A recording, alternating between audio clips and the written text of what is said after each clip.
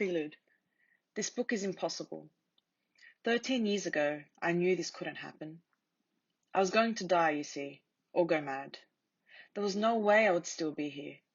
Sometimes I doubted I would even make the next 10 minutes.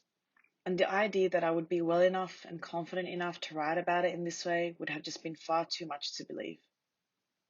One of the key symptoms of depression is to see no hope, no future. Far from the tunnel having light at the end of it, it seems like it is blocked at both ends, and you are inside it. So if I could have only known the future, that there would be one far brighter than anything I'd experienced, then one end of that tunnel would have been blown to pieces, and I could have faced the light. So the fact that this book exists is proof that depression lies. Depression makes you think things that are wrong. But depression itself isn't a lie. It is the most real thing I've ever experienced. Of course, it is invisible. To other people, it sometimes seems like nothing at all.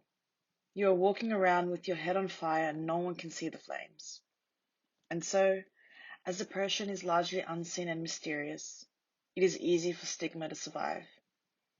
Stigma is particularly cruel for depressives because stigma affects thoughts and depression is a disease of thoughts. When you are depressed, you feel alone and that no one is going through quite what you are going through.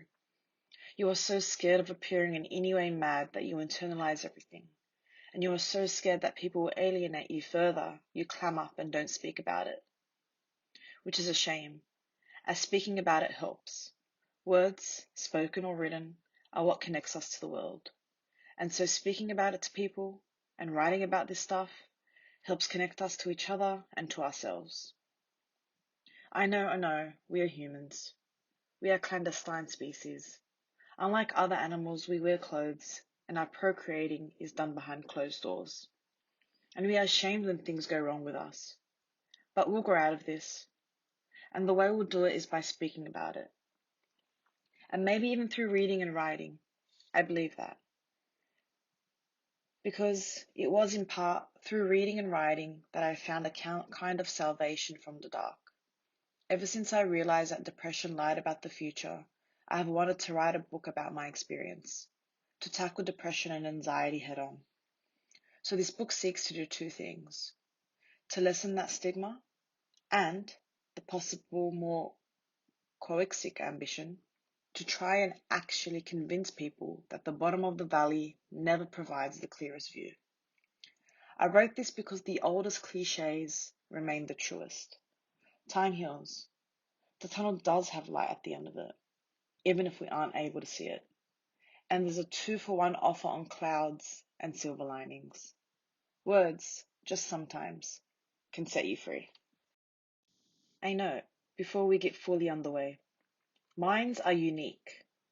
They go wrong in unique ways. My mind went wrong in a slightly different way to how other minds go wrong. Our experience overlaps with other people's, but is never exactly the same experience. Umbrella labels like depression and anxiety and panic disorder and OCD are useful, but only if we appreciate that people do not all have the same precise experience of such things. Depression looks different to everyone. Pain is felt in different ways, to different degrees, and provokes different responses.